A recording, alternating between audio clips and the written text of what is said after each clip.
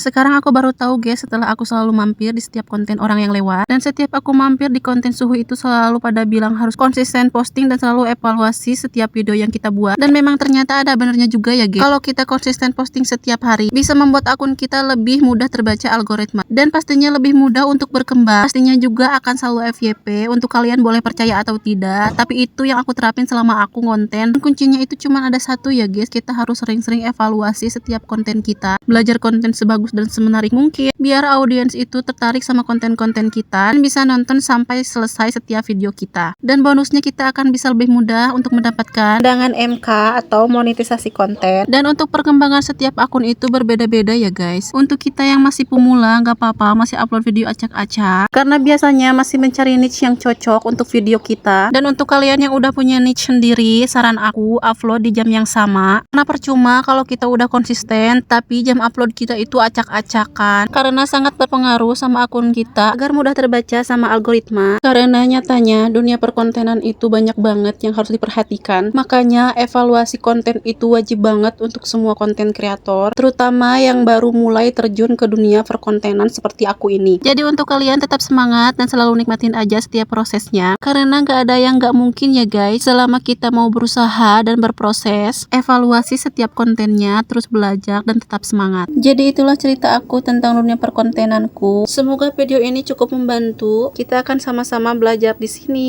Dan ini tuh aku lagi di jalan, perjalanan menuju rumah ibu. Karena di sini tuh hujannya hampir setiap hari. Jadi perjalanan cukup lumayan serem juga. Kita harus lebih berhati-hati karena lumayan banget genangan air di sini itu cukup bahaya. Apalagi jalannya di sini tuh banyak belokannya. Jadi harus bener-bener ekstra hati-hati. Dan ini aku udah sampai desa. Ini tuh tempat kelahirannya bapak aku. Dan kampungku tepatnya ada di bawah desa ini. Jadi suka inget kalau waktu kecil suka ngomong ke bapak kalau pengen ke rumah nenek itu bilangnya pengen ke puncak. Karena emang kalau aku pengen ke rumah nenek itu harus kayak nanjak banget, kayak naik gunung gitu. Jadi mungkin karena waktu kecil masih belum tahu. Ini bentar lagi aku mau nyampe, tapi ternyata tadi ibu nelpon. Katanya dia lagi ada di rumah wawanya anakku. Dan kebetulan banget kita juga di situ naruh beras yang mau sekalian suamiku ambil. Karena suamiku cuman sebentaran aja. Karena aku udah nyampe, mungkin videonya cukup sampai di sini aja. Buat kalian yang udah nonton, terima kasih dan sampai jumpa di video berikutnya.